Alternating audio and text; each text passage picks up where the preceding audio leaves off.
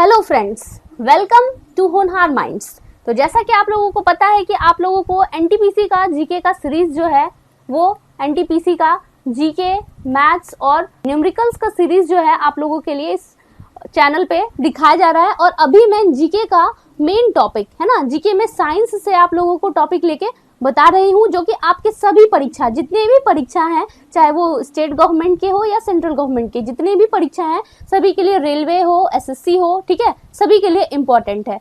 तो आप ये जो चैप्टर अभी मैं पढ़ा रही हूँ वो लाइट का चैप्टर है और पीछे भी इसका 2 वीडियो है, आप देख सकते हैं पीछे के वीडियो को। और इसको देखने से पहले आप पहले उसी को देखेंगे ताकि आप लोगों को अच्छे से समझ आए। तो चलिए शुरू करते हैं आज का टॉपिक। तो पिछली वीडियो में हम लोगों ने कहां तक पढ़ा था? अवतल दर्पण के बारे में पूरा पढ़ लिया था, ठीक है, कि अवतल दर्पण में कैसे कैसे प्रतिबिंब बनते हैं और उसका क्या क्या उपयोग है। और आज हम लोग पढ़ेंगे उत्तल दर्पण के बारे में कि उत्तल दर्पण में कैसा प्रतिबिंब बनता है, ठीक है, उत्तल दर्पण के क्या उपयोग है। तो ये सब आज हम लोग समझेंगे। तो सबसे पहले देखिए, आपको पिक्चर बना हुआ, लेकिन पिक्चर देखने से पहले हम लोग इस टेबल को देखेंगे कि इसमें क्या कह रहा है। कि अगर हम लोग वस्तु को रखते हैं अनंत पर, यहाँ हम लोग अब उत्तल दर्पण की बात कर रहे हैं, ठीक है। तो जब उत्तल दर्पण में वस्तु को अनंत पर रखते हैं तो प्रतिबिंब कहाँ बनेगा? फोकस एफ पर दर्पण के पीछे बन रहा है, ठीक है। और कैसा बनेगा? अत्यधिक छोटा, बिंदु साइज का, जैसा कि अवतल दर्पण में हम लोगों ने पहला पढ़ा था वैसे ही, और आभासी तथा सीधा। और दूसरा कह रहा है कि यदि वस्तु को हम लोग अनंत तथा दर्पण के ध्रुव P के बीच में, यानी अनंत और P के बीच में रखेंगे तो प्रतिबिंब कहाँ बनेगा? P तथा F के बीच, दर्पण के पीछे। मतलब यहाँ हम लोग देख रहे हैं कि दोनों स्थिति में दर्पण के पीछे ही प्रतिबिंब बनेगा। और ये छोटा था, ये पॉइंट साइज था, ये थोड़ा छोटा बनेगा, मतलब उससे थोड़ा बड़ा बनेगा।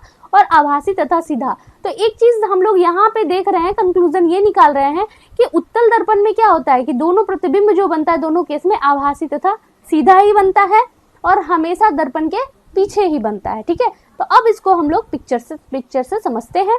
तो देखिए, यहाँ पे हम लोगों ने अनंत पे रखा हुआ है वस्तु को। तो जब अनंत पे रखेंगे वस्तु को तो उसका ये देखिए पिक्चर कहाँ बन रहा है, ये आपका दर्पण के पीछे यहाँ फोकस पर बन रहा है ना। और कैसा है? बोला कि पॉइंट साइज होगा, बिंदु साइज। तो ये छोटा सा पिक्चर है जो कि हम लोग को इसका नहीं दिख रहा है, ठीक है, पॉइंट साइज है इसलिए नहीं दिख रहा है। और दूसरे केस में क्या कहा कि अगर हम लोग अनंत, मतलब अनंत कहीं भी होगा, अनंत और पोल के बीच में वस्तु को रखते हैं, मतलब यहाँ पर।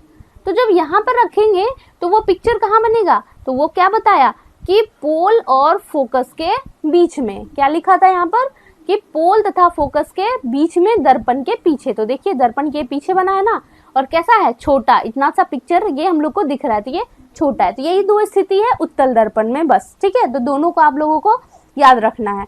उसके बाद आते हैं हम लोग क्या कि उत्तल दर्पण के क्या क्या उपयोग हैं। जैसे कि आप लोग देखते होंगे कि कार में जो है साइड मिरर के रूप में, है ना, साइड मिरर जो लगा होता है जिसमें हम लोग ट्रैफिक देखते हैं, तो वो जो मिरर होता है वो उत्तल दर्पण का ही होता है।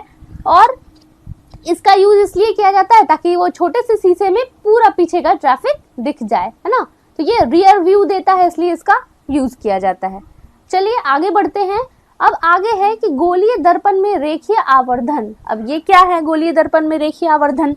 तो ये जो है, ये है किसको कहते हैं? पहले तो ये समझते हैं रेखीय आवर्धन क्या होता है। तो किसे कहते हैं कि जब प्रतिबिंब का आकार और वस्तु का आकार का जब अनुपात निकालते हैं, वस्तु का आकार, तो उसी को कहा जाता है क्या? रेखीय आवर्धन, ठीक है। और इसको सूत्र में हम लोग, इस सूत्र को, फॉर्मूला को एकदम याद रखना है, ये आपको न्यूमेरिकल्स में बहुत हेल्प करेगा। आवर्धन मैग्निफिकेशन जिसको कहते हैं, तो मैग्निफिकेशन इक्वल टू होता है भी अपॉन यू। तो भी क्या हुआ? यही हुआ प्रतिबिंब का आकार, और जो है यू जो है वो है वस्तु का आकार, ठीक है। तो इस दोनों के रेशियो को ही कहते हैं मैग्निफिकेशन। तो ये फॉर्मूला आप याद रखेंगे, ठीक है। चलिए आगे बढ़ते हैं। अब हम लोग अगला टॉपिक जो है हमारा, गोलीय दर्पण द्वारा परावर्तन के लिए चिन्ह परिपाटी। तो अभी हम लोग ने उत्तल दर्पण, अवतल दर्पण दोनों पढ़ लिया। और इसके बाद अब हम लोग देखेंगे कि कौन कौन सा साइन यूज करते हैं हम लोग कौन से लेंस में, ठीक है। तो आप लोगों ने ये तो जरूर पढ़ा होगा मैथ्स में। तो ये आप लोगों ने देखा होगा, ये एक्स एक्सिस और वाई एक्सिस के बारे में आप लोगों ने पढ़ा होगा, ठीक है। ये तो 9th-10th से ही दिया हुआ रहता है कि ये जो होता है इसे हम लोग एक्स एक्सिस कहते हैं और ये जो है हमारा वाई एक्सिस है, ठीक है। अच्छा, इसमें आप लोगों ने चिन्ह भी पढ़ा होगा कि इधर जितने होते हैं वो सब पॉजिटिव होते हैं और इधर जो होते हैं वो क्या होता है, एक्स निगेटिव होता है और वाई पॉजिटिव होता है। जबकि यहाँ पे हम लोग देखते हैं, ये इसको क्वाड्रेंट आप लोगों ने पढ़ा होगा ना, first quadrant, second quadrant, third quadrant और फोर्थ क्वाड्रेंट, इसी का यूज यहाँ पे हम लोग करेंगे। तो पहले यहाँ समझ लेते हैं कि फर्स्ट क्वाड्रेंट जो होता है और जो थर्ड क्वाड्रेंट होता है, इसमें क्या होता है, दोनों निगेटिव होता है और यहाँ पे जो होता है एक्स पॉजिटिव और वाई निगेटिव। इतना तो पता होगा आप लोगों को, और नहीं पता है तो आप अभी आप सीख लीजिए, ठीक है।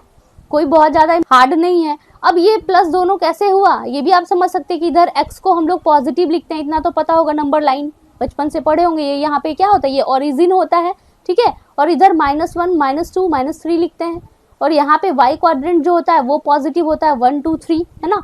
और यहाँ पे वाई क्वाड्रेंट निगेटिव होता है, इतना तो पता होगा आप लोगों को। तो अब यहाँ से देखिए आप कि इस वाले में x भी पॉजिटिव है और y भी पॉजिटिव है, लेकिन जैसे ही सेकेंड क्वाड्रेंट में आते देखिए x क्या है, निगेटिव, तो इसीलिए x को निगेटिव लिखा है और y क्या है, पॉजिटिव। फिर थर्ड क्वाड्रेंट में हम लोग देखते हैं ये भी निगेटिव है, ये भी निगेटिव, दोनों निगेटिव है। और इसी तरह फोर्थ क्वाड्रेंट में क्या है, x तो पॉजिटिव है बट y क्या है, निगेटिव है, ठीक है। अब इसी चीज का अप्लाई सेम हम लोग यहाँ पे करेंगे, ठीक है। तो अब देखिए ये कोई दर्पण है, जैसे कि ये आपको दर्पण दिखाया गया है। अब ये बोल रहा है क्या कि अगर दर्पण में बिंब जो होता है, बिंब मतलब वस्तु, ये जो होता है ना हमेशा कहाँ होता है, ये हमेशा बाईं ओर होता है, ठीक है। आप लोगों ने देखा होगा कि हमेशा जो बिंब होता है ये कहाँ होता है, बाईं ओर होता है। और मुख्य अक्ष के समानांतर, मुख्य अक्ष कौन सा है, ये इसके समानांतर हम लोग सभी दूरी को नापते हैं, यहीं से मुख्य अक्ष के समानांतर ही कोई दूरी को नापते हैं। और मूल बिंदु, यानी मूल बिंदु ये हो गया, अभी बताया था इसमें ओरिजिन, तो मूल बिंदु के जो दाईं ओर होता है ना वो सब क्या होता है, पॉजिटिव होता है, जबकि बाईं ओर सब कुछ निगेटिव होता है, ठीक है। और मुख्य अक्ष के लंबवत, मतलब ये ऊपर वाला, ये जो होता है हमेशा पॉजिटिव होगा। और मुख्य अक्ष से जब नीचे देखेंगे, लंबवत जाएंगे नीचे, तो वो क्या होता है, निगेटिव होता है, मतलब वाई एक्सिस निगेटिव हो जाएगा और यहाँ पे भी जो है वाई एक्सिस पॉजिटिव होगा। इसी के अकॉर्डिंग आप लोग चलेंगे, सेम वही चीज यहाँ बताया गया है, ठीक है। और जब न्यूमेरिकल्स में आप इसका यूज देखेंगे तो आप लोग को और अच्छे से समझ आ जाएगा। तो उसके बाद हम लोग पढ़ेंगे दर्पण सूत्र तथा आवर्धन, मतलब दर्पण के क्या सूत्र हैं। अभी तक हम लोग दर्पण का सिर्फ प्रतिबिंब देखें, अब इसका कुछ सूत्र भी होता होगा। तो दर्पण का सूत्र कहता है कि 1/u plus 1/v equal to 1/f। अब यहाँ पे u, v और f क्या है, तो चलिए एक एक करके देखते हैं। तो u जो है वो है वस्तु की दूरी या बिंब की दूरी कह सकते हैं आप। u क्या है, वस्तु की दूरी। और v क्या है, तो v जो है वो है प्रतिबिंब की दूरी, ठीक है, प्रतिबिंब की दूरी। और f जो है वो है फोकस दूरी। f क्या है, फोकस दूरी। तो इस दोनों में प्रतिबिंब, ये जो दर्पण सूत्र होता है, u और v और f तीनों का ये रिलेशन बताया जाता है, ठीक है। तो इस फॉर्मूला को आप लोग बिल्कुल याद कर लेंगे। और इसी के साथ आवर्धन, मैग्निफिकेशन आप लोग को पिछले वाले लेक्चर में बताया था, आप लोग पीछे जाके देख सकते हैं किसे कहते हैं।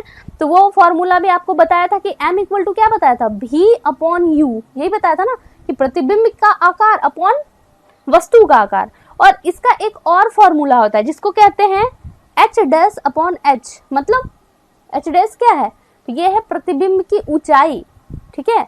ये क्या है, ये आपका प्रतिबिंब की ऊंचाई है और नीचे जो होता है उसका अनुपात वस्तु की ऊंचाई से निकाला जाता है, ये है वस्तु की ऊंचाई, ठीक है।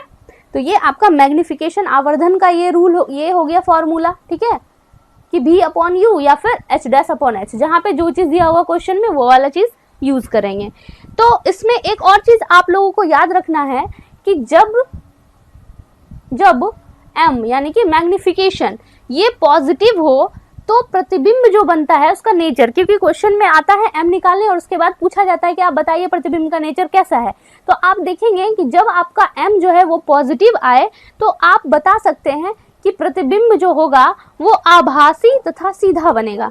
कैसा बनेगा, आभासी बनेगा, आभासी के साथ सीधा, ये तो आप बोल ही सकते हैं। और जब m जो है वो निगेटिव होगा तो प्रतिबिंब जो होगा कैसा बनेगा, वास्तविक एवं सीधा, सॉरी उल्टा, वास्तविक एवं उल्टा बनेगा। ठीक है, ये चीज आप लोग याद रखेंगे।